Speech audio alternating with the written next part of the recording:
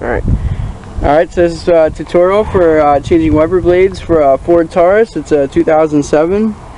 And what you're going to need is a new wiper blade here, and then also a screwdriver. So we'll start with this one over here. Alright, so first off, right here there's going to be a clip. Take a screwdriver. Simple as that. And then since I don't have another one to put on, I'll show you. You'll have it just like this with it closed. You'll take a screwdriver. You'll have to open it back up. Slip it right through. Push it back on.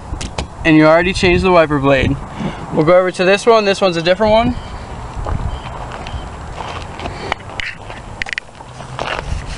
I actually have a new RainX water repellency. It's a 20-inch, so it goes on the passenger side here.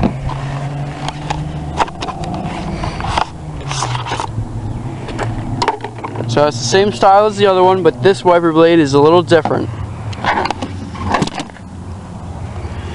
You have to take the screwdriver here, pop it open, pull it right off.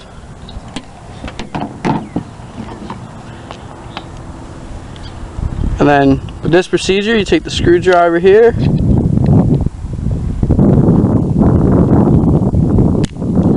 open it up,